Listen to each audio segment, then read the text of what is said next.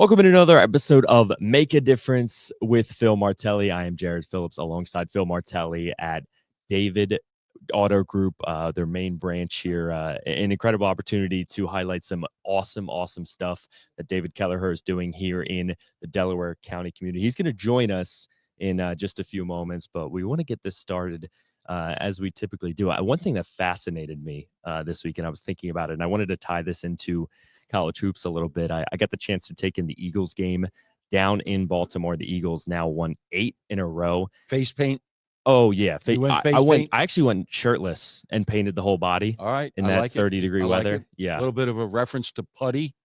Okay, Steinfeld. Yeah, there you go. There you go, the face David painter. Putty. That's a classic. Nice one.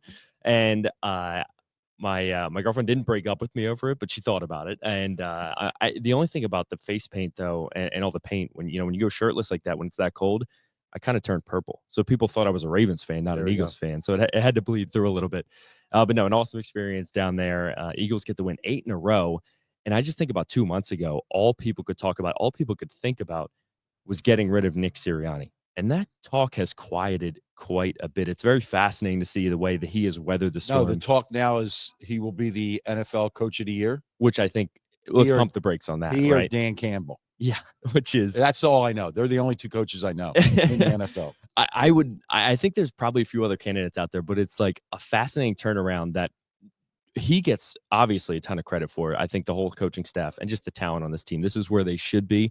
So I don't know if he should be Coach of the Year when he is guiding the team to where the expectations are, but doing a good job nonetheless. And he's really allowed that seat to cool quite a bit. And I just think about college hoops, the way, you lose one, bye game and everyone is like, oh, get rid of him, like, how do coaches navigate that environment when you have a hot seat? That's a really interesting perspective. And I think the first thing that coaches should seek to do is seek solace. Get quiet.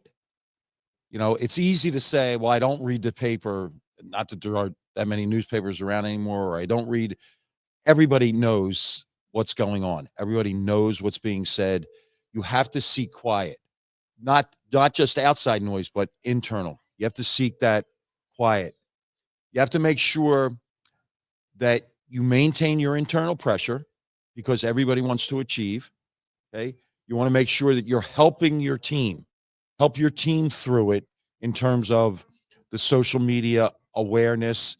You discuss it. You leave the nonsense. Leave that out. Don't be out there defending yourself. Don't have family members out there defending you, and seek solutions. You really want to seek solutions to make the next day a better day. You're not going to go back and correct. You lose a bye game. Well, you can't correct that by, well, we're going to work harder, or I'm going to yell louder, or I'm going to, some that curse, not me, but those that you don't, that's not it. You want to seek solutions. And the basis that I have, it's not quite a hot seat, but it's a team that was on a hot seat and how we kind of approach this. So everybody's aware of 03, 04. Those that are old enough are aware it was the best team, in the history of the school for sure. One of the best teams in college basketball, all-time teams. And the next year we came back and we had a good crew. Pat Carroll was back. John Bryant was back. Dwayne Jones was back. All starters. Dwayne Lee was ready to step in. You had Chet Stakaitis and Dave Mallon, all who had played significant time with the perfect season team. What do? Miserable start. We lose so big at San Francisco in a tournament. We come home. I bounce them from the locker room. I take all of the practice gear. Just come like this is a pickup gym. Come in your gear. We'll practice. I moved them all into like a little bit of a closet for a locker room. Did I think it worked? Did it make me sleep better? No, it didn't. But it was trying to make a difference. And trying to make a difference and make it to the players, that it was about us, not just about them. What does that team do? That team goes forward, wins the East in the A10, plays in Cincinnati versus Xavier for the A10 title. We lose that game. A coaching error cost us that game. I didn't trust our baseline out of bounds. I came up with something different. Xavier slips to the basket, makes a layup. We lose the A10 championship. We go on to the NIT. We play for the NIT championship. Had we packed it in after San Francisco, and the collective we, not me or them, it was us. So what you have to do is you have to maintain the idea of every day being important, every day improving, and to the best of your ability, seek quiet. It's a noisy world, and it does not stop with just society. It impacts your team, it impacts your family, it impacts you individually. Everybody out there, seek quiet.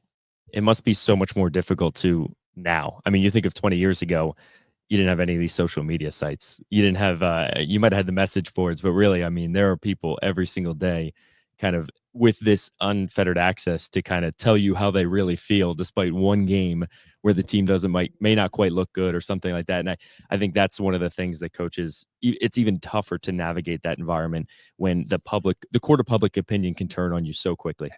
And I speak every year when a team gets to 20-0 and 21-0 and 22-0, and I'll get calls in the media in those areas.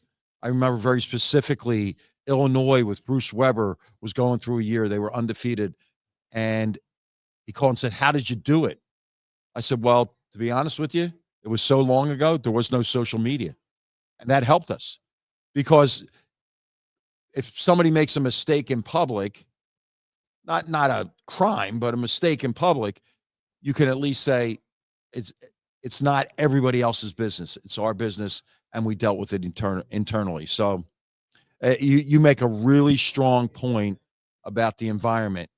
The environment today is instant news and instant chaos is what that news is going to bring often.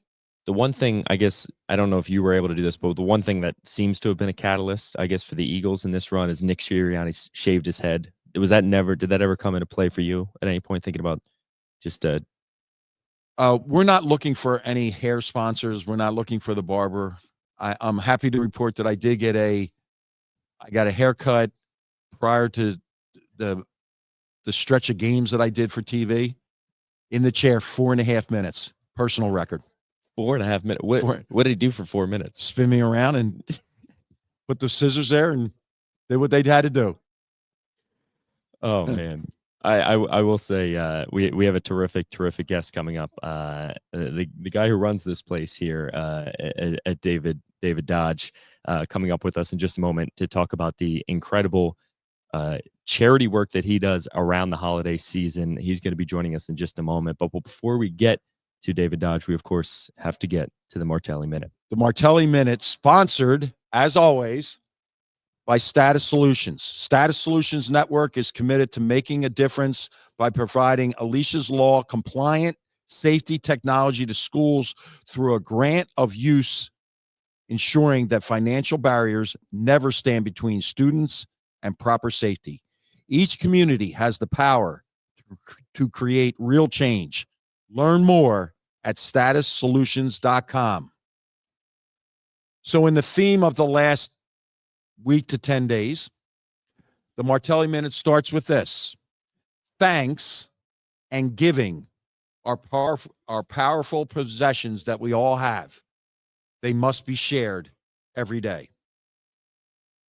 Value the ordinary moments. Oftentimes, they become lifetime memories. Sturdy beliefs and sense of purpose are lighthouses that will lead, guide, and allow you to maintain emotional balance. And then I know you're waiting for me to add it, but the Martelli Minute, Instagram, Phil_Martelli, every day, 6:30. Every week, you get better with your social media plugs, man. I'll give you that. Social media. They may not have it for the first, I would say, half of your coaching tenure, but you certainly picked up on it in this second act for sure. Well, without further ado, we want to welcome on David Kelleher, the president of David Auto Group, joining us right here at the center of the table. Jared, Coach, what a pleasure it is to host you guys here, but really to have you guys here and to talk about making life better.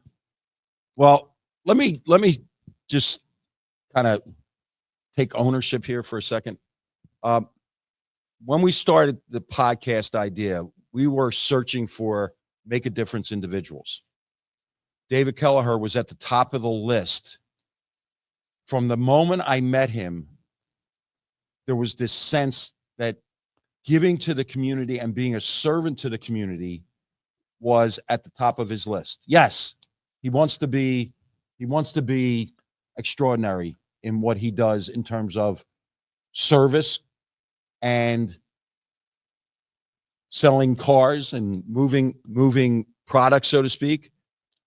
But I understood that this was a community guy, this was a giver, and that he was a people-centric person. He and I, when we met, it was a conversation. It wasn't a sale. Yeah. It had nothing to do with product. And I've sold probably over 10,000 cars just like that. You know, I never ask anybody to buy a car. They buy it. And so a giver more than a taker in a world that we need to get more back to that idea of that. David Kelleher does that. So here's what I want you to do. Yeah. Tell us your story, man. Well, how'd we get here? Yeah. How are we in this beautiful dealership? It's a great story. And how'd you get to Philly? Yeah, it was. So I came to, I'm a Massachusetts guy. And when I was 18 years old, I got recruited to play football at the University of Pennsylvania. And I came here and met a great girl, an Italian Delco girl. And, you know, I was never going home again. I wasn't sure of that, but it became apparent. And Marlo Pagano, and a lot of people know the Pagano family because they had a very famous restaurant on Penn campus for a long time. And so I met Marlo, and we both wanted to go to law school. She was 2 years behind me, and she was at St. Joe's, probably when you were coaching. And we had all that success. So we both want to go to law school, and I was 2 years older, and I had no money. And so she said, why don't you go work for a couple of years and we'll save up the money.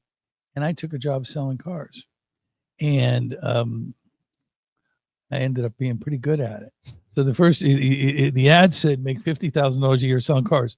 The first year I made $82,000 in 1991. Wow. At Potamkin on the Golden Mile, the old Potamkin on the Golden Mile. And then I became a manager. And the next year I made $126,000. So she got out of school and said, hey, we got all this money. Let's go to law school. And I said, I got to be honest with you, I don't know if I could be this good a lawyer. I'm pretty good at this. So she said, well, I wanted to get my master's and my doctorate anyway. So I'll go do that. And you play with your cars. And I just kept progressing along until in 2005, we bought this store. It was a Dodge only store. And then Chrysler came to me and said, you have so much success so early on, we want you to buy another store. And it was in the Auto Mall. It was the old Metro Chrysler Jeep. So I bought that. And this was in 2007. So just 2 years after I opened up, I bought a second store. And then we hit the recession. And it was Katie bar the door, batten the hatches, bail out the boat.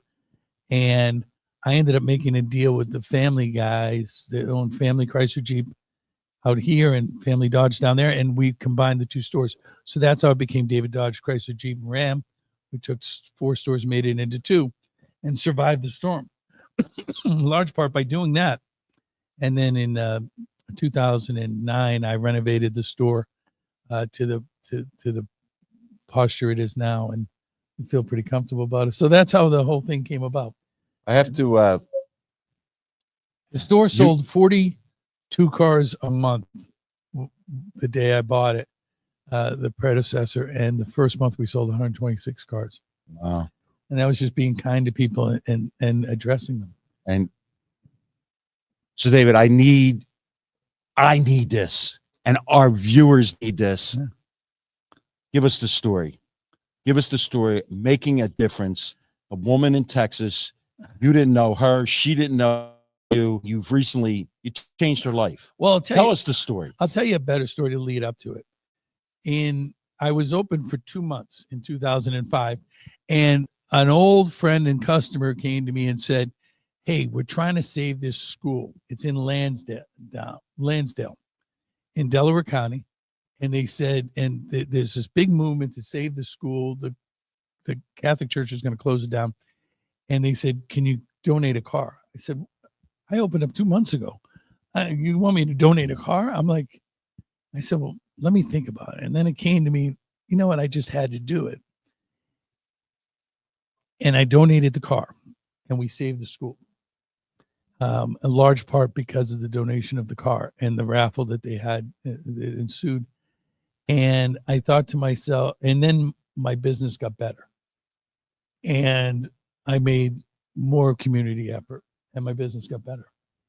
So the path wasn't to make my business better, but it was the understanding that the Lord wants you to, you shouldn't keep everything you get. You should be out there helping people. And that's what led. The situation in Texas is a great one. The president of CBS Philadelphia, Kelly Frank, and I are very close. And Kelly came to me and said that David Begnaud, the CBS national reporter, had done a story about this lady in Texas who was helping other people by driving them to cancer appointments, to work, people that had need. And she was retired waitress, so she didn't have a lot of means, but that her car was bad. She said, he told her the story, and she said, "Well, I know this guy, and he's in Philadelphia, but he's very involved in the community, and he's got the biggest heart you ever saw." And I'm quoting. I'm not saying I do. I hope I do, but at any rate, David called me the next day. David Begnaud, the reporter for CBS, and we talked up for an hour. And I said, "You know what? The heck with it. Let's get this lady a brand new car." And we get it now. He was asked to repair the car. Yeah. And this is who we're dealing. This is a make a difference superhero. She was driving a 22-year-old, 120,000 mile Toyota Matrix. And I'm telling you, when I saw this car for the first time, because the way they did that crazy. I acted like a service advisor at the Texas dealership, and she pulls in, and I'm looking at this car, and I'm like, I don't even know how it got here. And we told her we were going to repair the car, and then surprised her with the brand new car. And I tell you, the Bible says, give to your neighbors, but don't take any credit for it. And David actually said to me, and I said, I struggle with this. And he said, "No, you don't understand. Your role is to make other people understand and maybe motivate them." And that's the way I took that piece. That was the day before the election, which was obviously contentious. And maybe somebody says, "You know what? I got to do more." And that's really what I think we're all about. That's what this podcast is about, is telling us we're all together. And if you have $20 to give to a food bank, give the $20 to the food bank. If you can give away a car, Oprah can give away 50 cars. I gave away 3 cars so far in my 20-year career. And they were all for the story there about the school, this particular case. And the other one I gave away was a dad who was trying to make extra money for Christmas. He was a single dad with 2 children, trying to make money for Christmas, and he got carjacked, and his car got totaled. Wow. And he had no collision insurance on it, so he was without a car. He was doing Uber driving. And I thought that was a worthy case. And that was the other time I did that.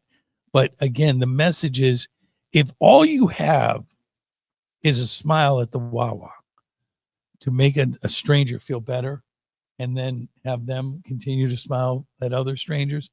If that's all you have, then do that. But we have to make the world better for each other. As I sit here and think about this dealership and the auto group, you're the head coach. Yeah. How do you inspire? How are you leading? How are you passing on this idea of giving back to your terrific staff? Not just your sales, your administrative staff, your financial group, but your service people. When you walk into this dealership, there's a warmth. It comes from the head coach. How do you do that? Well, number one, you hire people with character. And we've learned that over the years. You know, a lot of car dealers have the idea that just throw the mud against the wall and see if it sticks. That's the stupidest thing I've ever seen.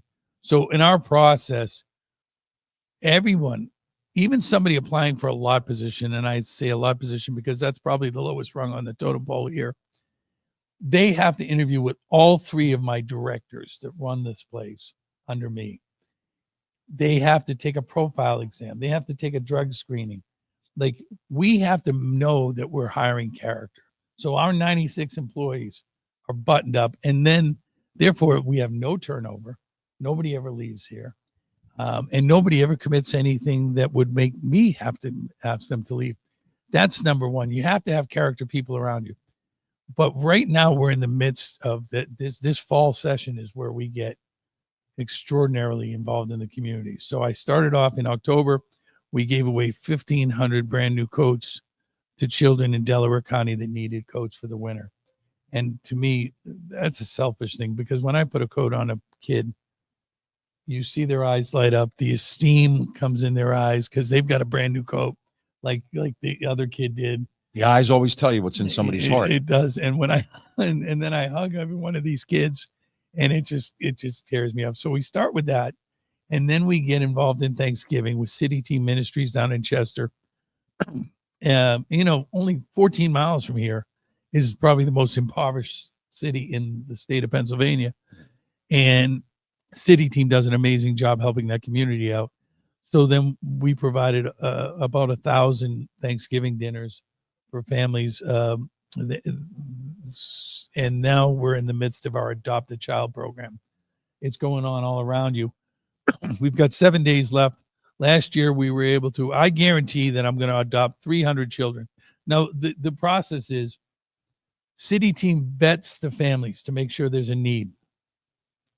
Then the kids write us a list, and we get the list. So I've used my voice in the community, and we've reached out. And I've had we had a perfect stranger, not a customer of the dealership the other day, that saw one of the promos about Adopt a Child, and their family, they pitched in. She said, my brother wants to get involved. My sister wants to get involved. And they took 31 kids. They adopted 31 kids. So last year, I guarantee 300. We usually get up to 600. Last year, we did 967 kids had Christmas morning because of what we did here. And our goal is over 1,000 this year. We're on our way. We're at 857 right now, 857. But we got 6 days left. So we just got a $5,000 check in from our partners at Ally Bank. Fletcher Cox, $3,500 this year. And he's retired. Last year it was 10,000, but he was still getting a paycheck. He's still getting a paycheck. Yeah, he's still, yeah. So, all of Landon Dickerson, the unbelievable guard for the Eagles. He and his wife are shopping for 10 kids. So my voice, that's my job, right? To get out there and get people involved. And they only feel better about it. I mean, So here, and I don't know the numbers. Jared knows the numbers, but I know this. There's people out there. How do we help? How do we help? Yeah. Oh, yeah. How do we help? So you just go to my website, drivedavid.com. Right on the front of it is Adopt a Child. There's a QR code there, or you can hit to donate.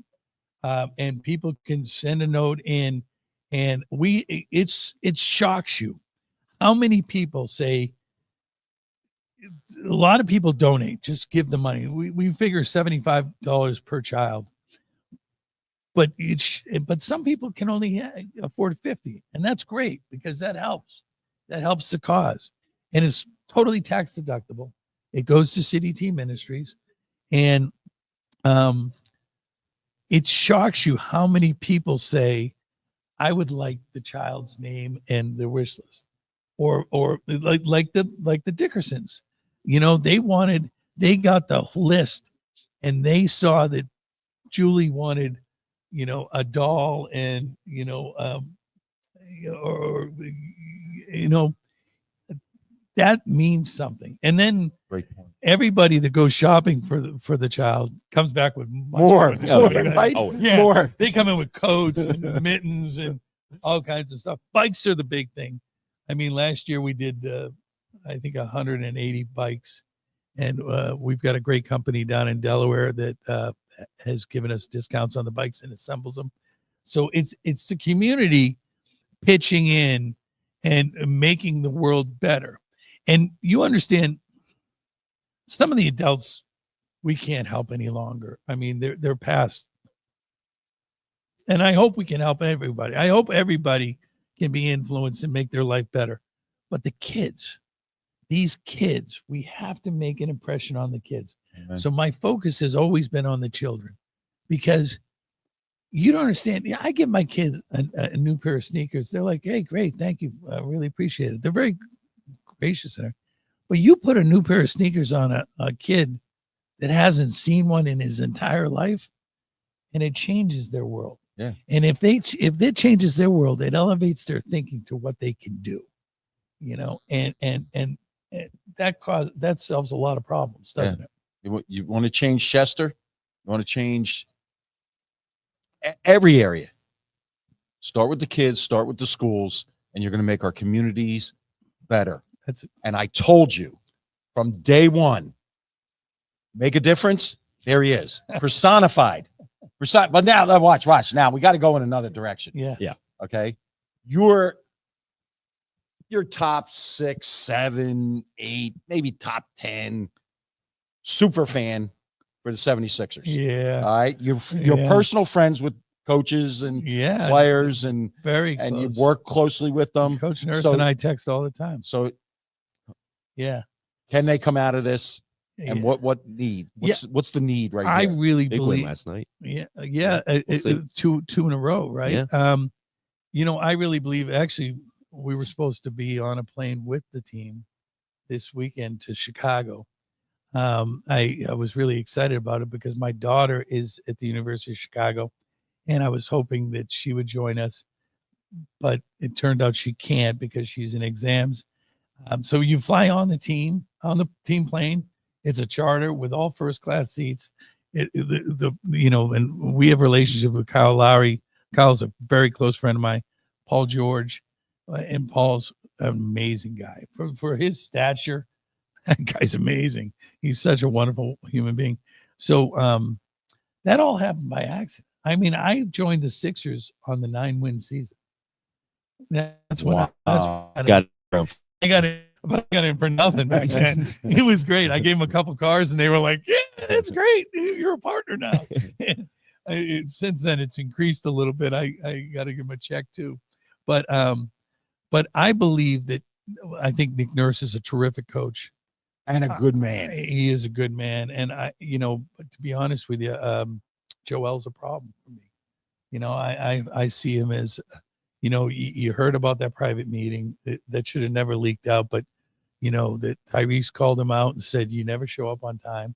You can't have that. That, coach. You have to have discipline. You have to have team together, and they got to be together all the time. So I'll be honest with you, without Joel, I think this is a good team. I think this is a capable team. Now we just lost Andre Drummond for a little bit anyway. And, I don't think this team gets done what it wants to get done without Joel Embiid. Without Joel Embiid bought in, that's what it's got to be. Well, Joel Embiid bought in. Yeah, Joel Embiid's locking around the floor, throwing up threes. That doesn't do anything for me. I think it causes, I think it sets you back. Have we won a game with Joel on the floor yet? He's only been on the floor three or four times. Yeah, not many to pick from at this So, point. and again, and you heard the stuff, and I'm not picking on Joel, but you heard the stuff at the beginning of the season. That guy wrote bad about me, and I'm out there. I've given everything for Phil. Listen, you think John Havlicek didn't, Bill Russell didn't? I mean, these guys, they had scars all over their bodies at the end of their cares.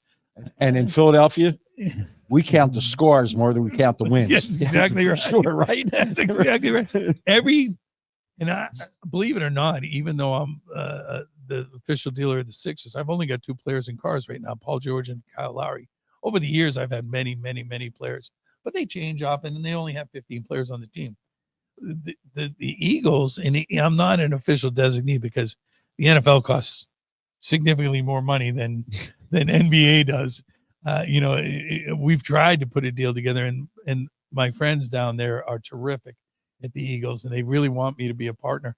But price tag starts at like $250, and that's a little above me. I got to put more coats on kids for $250. There you go. Priorities. But still, we've got the entire offensive line: Cam Jurgens, Landon Dickerson, Jordan Mailata, Lane Johnson. I have Jake Elliott is in a car. Kenyon Mitchell is in a car.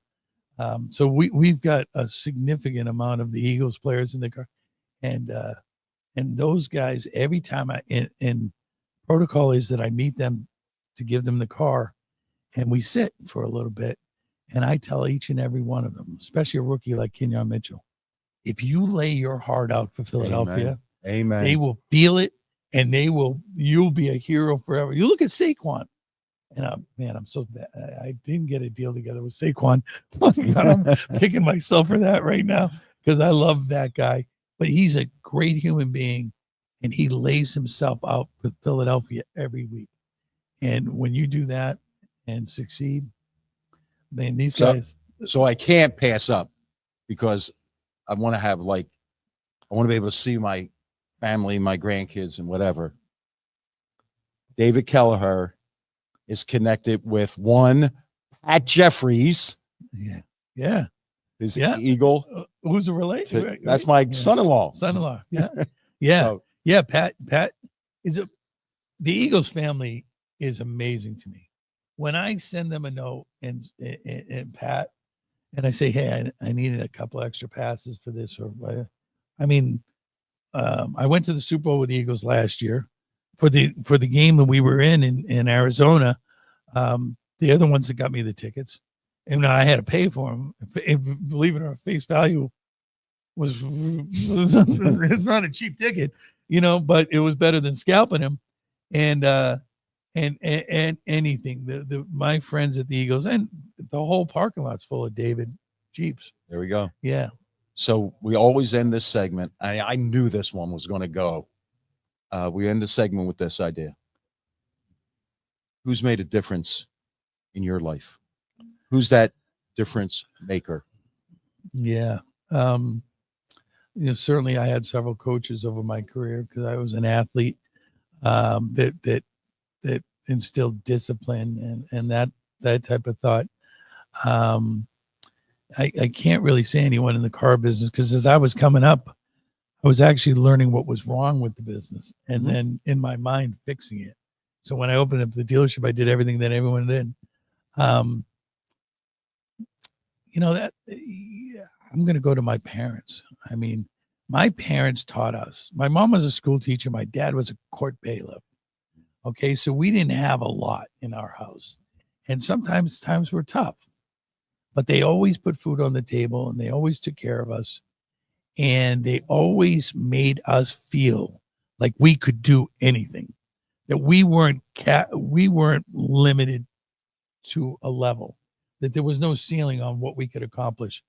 And I think it was my parents' inspiration the whole way through, grades wise, academically. I went to an Ivy League school, which I have no idea how that happened.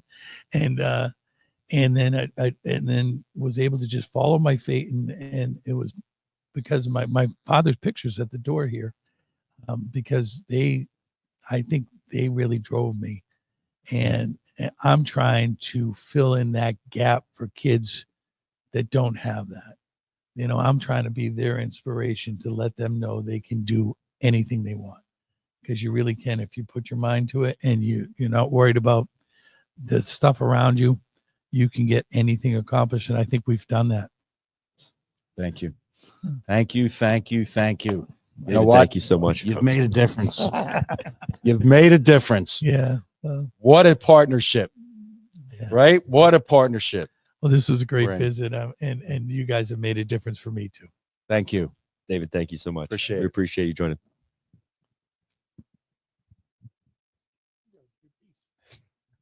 Thanks. All right, baby. Appreciate you. That was so much fun. And I've done a few of these in my life. Yeah, for sure. You know that. So did you watch the Texas piece? Yes. So Oh no, he's not leaving. so they invited me up, and they said clearly, like, it's the day before the election, the schedule's really tight, so don't expect to be on TV. You're not going to be on TV. I said, no problem, but I'm ready, willing, and able. I can certainly do it if you want. So I walked in and I met Nora O'Donnell, the nighttime host, who's Right. like my childhood crush. and then I went into the green room, which has a view of the whole set. And I sat down next to the guy from Yellowstone, the guy with the beard, Oh, yeah. Rip. And I'm sitting there. I'm like, this is surreal. And then Gail King comes in. She goes, who's David? I said, I'm David. She goes, I saw your piece. I previewed it. It's unbelievable what you did. And we started talking, and I started talking about life, and we ended up hugging it out. And she turned and walked away, and she said to the producer, I want him on TV today. So that's how I ended up on TV at the end, because she's the boss. Make no mistake about it. Right. She's the boss there. So they set me up on the side, and then she pulled me on stage, and we had a little foray there. Nate Burleson was like, Dave's here. Oh my gosh, Dave's here. And we hugged it out. And yeah, it was a really cool experience. It was really great. My friend calls me scum because my whole life just Making a difference. yeah. He's making a difference. So I love you guys. That was great. Thank you. Thanks so much. Another great one in the books. And need I remind you, I can almost bank on it, that final question, where it's going, because it is so vital. That upbringing is where it starts. That's absolutely positively where it starts. And something that popped into my head. We've had a lot of feedback on the Isaiah Thomas, and people are saying, how do I help? How do I help? If you get in touch with his office in City Hall, they can direct you, and maybe we could put something out on a social media Absolutely shot we want to touch kids, particularly at this time of the year. No, 100%. And we've been pushing out a lot of content with Isaiah and letting people know, like, if you get in touch, that is his goal, that is his plan. What he wants to do is help these communities, and getting in touch with them is the quickest and easiest way to do it. We threw up there on the screen. If you go to drivedavid.com, you can find the Adopt a Child program. It goes until December 9th. They have already, I believe you said 850 children accounted for to get gifts for. As you heard, multiple Philadelphia Eagles getting in on the action. You can too. Just head to their website. You'll be able to find their tab there, Adopt a Child through City Team, now through December 9th. You can help out in any way. You can go and donate, and they will do the shopping for you. So even, if you already have a lot of Christmas shopping on your own right to do, they will do it for you. They really just want to make sure the kids have a wonderful, wonderful Christmas in this area. And like I said, it's awesome. I mean, it's really special what they're doing, and it continues to grow bigger and bigger. And we're hoping that we can help them make it bigger and bigger. Yeah, that was a terrific segment. Well done. Now it's hoops. More hoops. More hoops. We are Big really Five Classic. We are getting into the nitty gritty of the hoops here. The Right. Big Five Classic. You had some Some thoughts. leagues have started with league play, and so the Big Five Classic. I'm really impressed by the commitment, Dan Hilferty and Comcast and the schools, from the presidents to the athletic directors to the coaches, to provide to this basketball crazed area a Saturday in December focused on hoops. So it's a triple header. Penn and Drexel, Temple and Villanova, and then St. Joe and LaSalle. Each team is still developing. As you watch their scores, and there's kind of an up and a down, they're still developing these inner city games, and playing for a championship hopefully will lift them up and push them forward. It's still early. I mean, even though we're 10, 11 games in, a third of the way through, to get a real sense of how these teams, where they'll end up, because they're still in the developmental stage, in my opinion. We do need, however, to make a difference Make a Difference. We need to make a difference. The Big Five Hall of Fame is a lifetime achievement, and it should be celebrated in very special way. The last 2 years, they've done away with luncheons or dinners and proper speeches for the inductees. They're walking them out at halftime, introducing them to a crowd. Some of the crowd is going to the concession stand. Family and friends and players in the need to be there to celebrate. And I'm just going to beg people, corporate people, the Big Five people, take a hard look at this. Bring this back. Celebrate. Like the class last year of Mike Kern and Dick Girardi, DeAndre Bembry, Tyreek Dorn, Deanna Athlin, Larry Doherty, Franny O'Hanlon. This year's class, Ira Bowman, Amy Facer, Mike Jensen, John Giannini, Lakeisha Edie, and Courtney Mix need to be celebrated. I don't have the answer. I don't know who it is, but I do know this. That is a remarkable, remarkable award that will last a lifetime. Let's get back to making it special. It is a testament to, if you are a Big Five Hall of Famer, that means you have made just an indelible mark on the city of Philadelphia. Great point. In its sports, in its entire sports landscape. We get so caught up, I know, and these days, especially in the Eagles or the Phillies. But I mean, the history that comes with these programs and the history that comes with the Big Five, the competition as a whole. I know it is kind of feels to an extent that it has gone by the wayside. I think the Big Five Classic is a nice positive jumpstart, but we got to really find a way to make sure we're doing it right so people remember why Philadelphia is synonymous with basketball. Can't know where you're going if you don't know where you came from. 100%. We actually I'm going to tease something here a little bit.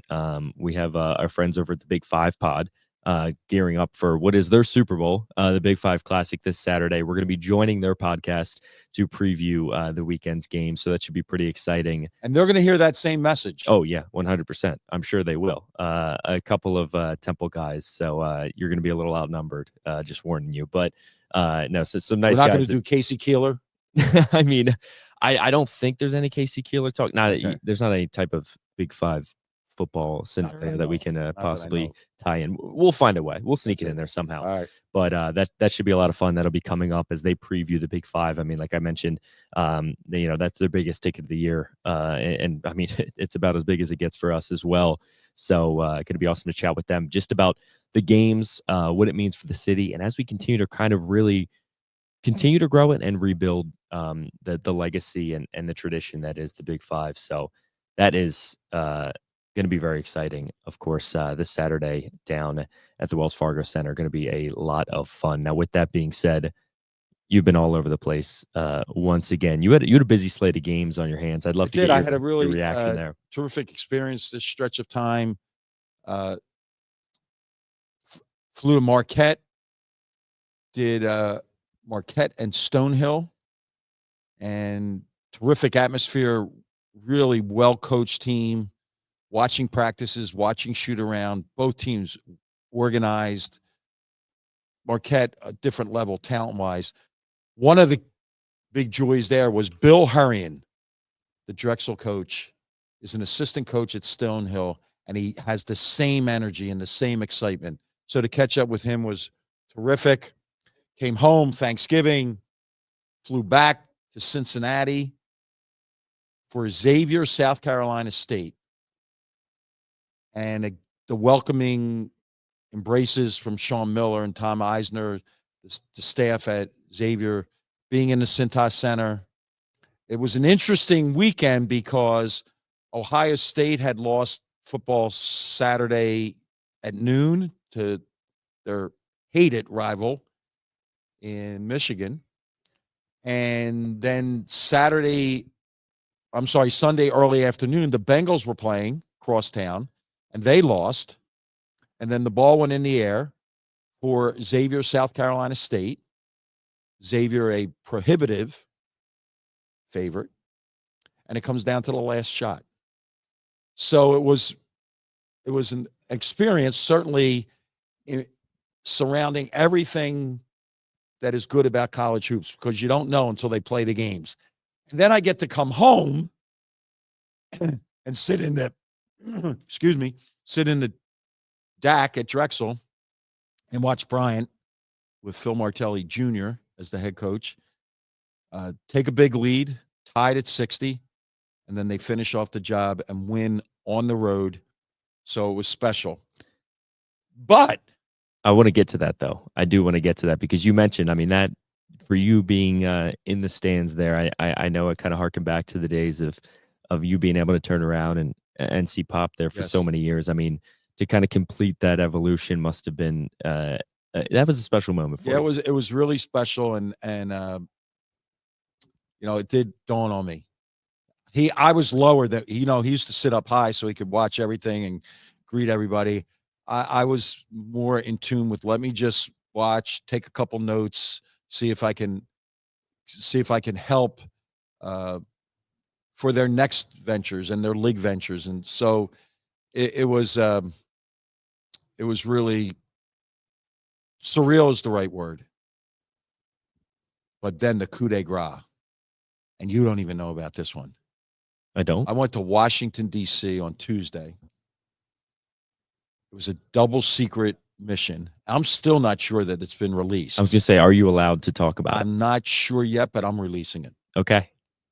I will edit it out. We filmed Tom McCarthy, the professional Tom McCarthy, and I filmed 3 magazine-type shows on the Atlantic 10. It's going to be called Atlantic 10 Basketball, Beyond the Paint. So I just have to take you through this list of guests. 3 shows, coaches, memorable players, and then very interestingly and importantly, mental health. Here's the list of guests that we talked to yesterday. Mike Jarvis, Shaka Smart, Mark Schmidt, Chris Mooney. That's the coaches show. 23 minutes of content with those 4 guests. Only 23 minutes? My point is, we are now going into a whole different idea of, like, maybe this isn't a 30-minute show. Yeah. Because when you hear the players, you're going to be, well, that's impossible. The players segment: Jameer Nelson, David West, Aaron McKee, Lou Rowe, Briante Weber from Kuwait. He had just finished practice in Kuwait, and TJ Klein from Richmond. All of those players were players of the year in the Atlantic 10. Yeah. Briante Weber 3 times defensive player of the year. Can you imagine the conversations and the conversations that they had between themselves while on the Zooms waiting to go on air? Oh, I can't imagine. Was worth another whole show. And then mental health. Izzy Morgan from Davidson, women's basketball player. Sheldon Edwards, basketball player, Loyola, Chicago. Rebecca Tillett, Frank Martin, the coaches at St. Louis women, UMass men, and Dr. Derek Vigan, sports psychologist at George Mason. I had to take the train home, but I would have walked home after that experience. It was a joy. It'll be released in January, and then we're going back in January to do 3 more shows. Then we're going back in February to do 3 more shows. And the only thing that I'm certain of is that one of the shows will be only on John Chaney. Can you imagine that being 23 minutes? We spent about 23 minutes ourselves about John with Cal. So yeah, I can imagine. So yeah, I don't know how you'll condense it, because that was one story. That's and oh man, we had a riot of a time. It must have been great seeing Tom again. Obviously, we had Tom, our first guest on the show back 2 months ago. It was a lot of fun having him on back when the Phillies were a thought in our mind. Very good. And his trips then we're going to Seton Hall, and then he's going to Boise to do a game. He does not have football this weekend. It was a really, I can't describe it as anything other than it's up there as experiences. Looking forward to the next couple of shows and seeing where those stories land. So that was the secret mission for the Atlantic 10. Delighted that I did it. The secret mission. We might have to cut all that out when they hit you with the, hey, this is still a secret, but we'll find out. The other thing I wanted to mention, I think it's kind of slowed down for you a little bit between now and Christmas, but I'll tell you where things don't slow down, and that is with our next guest. Yes. Well, where I'll be, you make a great point, because I see this now as an opportunity over the next stretch of time to be a grandfather. Nolan Jeffries, I'm a driver to practice. And I said, do I wait in the gym? Do I wait in the car? Just tell me, I just want to play my role here. Madeline Jeffries, I'm going to be able to take her to her first 5th and 6th grade CYO game. Then we're going to make a trip to State College to see my son Jimmy and his 3 girls, and looking forward to seeing a Penn State game. An interesting stop. In the next couple of days, I have a discussion with an international basketball group that is interested in taking the Phil Martelli basketball camp experience to Istanbul. So we're going to have a meeting in the next couple of days. And then I'm finalizing an opportunity to speak to the Kingsway youth sports coaches, basketball coaches. I'm hoping to get over there this weekend and do that. The NIT selection committee. That call will be before our next podcast. And then the prep for a big college star. We don't want to release his name. No, you want to keep it a secret. In case we get. But next week's show, the podcast, it will be a big college basketball star. Will be telling us how they're making a difference. We're not going to be interested in their game and their stats or their accolades. As always, Jared, are they making a difference? Big being the operative word there. Big is the operative word. Yeah. Yes. Yeah, that is very excited for next week's guest, which we will keep under wraps for now. But if you're a college hoops fan, yeah, you are going to want to be locked in for that next episode. I love the fact that you are now around the holidays getting the chance to slow it down, pump the brakes a little bit, while also keeping yourself very busy. There might be a trip to Istanbul in the near future, which is just simply wild. I mean, as I would say, Phil Martelli basketball camp alum, many years, I thought it was just fine camping out at Hagen Arena and being in the dorms. But if you want to take it international, I mean, be my guest. So that's. Have you ever been out? Have you ever been out that far east? I mean, I'm sure you'd some international trips. Oh, sure. I coached a USA basketball team with Jim Boeheim in Japan. Oh, in Japan. Okay.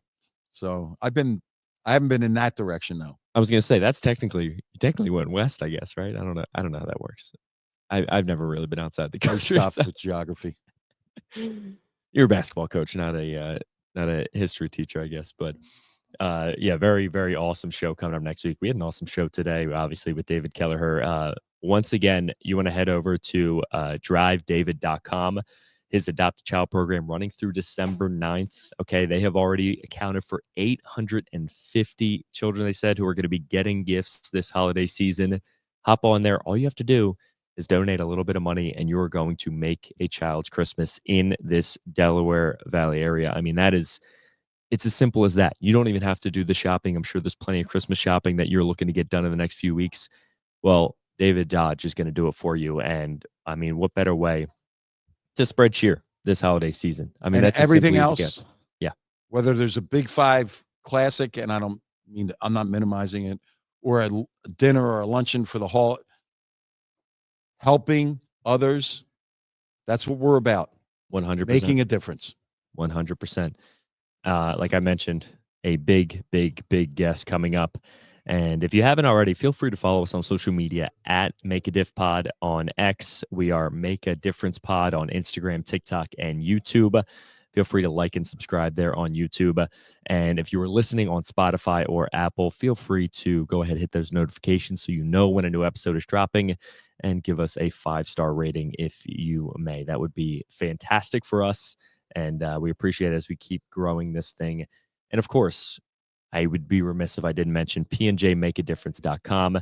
Head over there to get a better look at Phil's story and what he is doing right now to make a difference, other than what we're doing with the podcast, which is a lot of fun, chit-chatting and really highlighting those issues that we care about.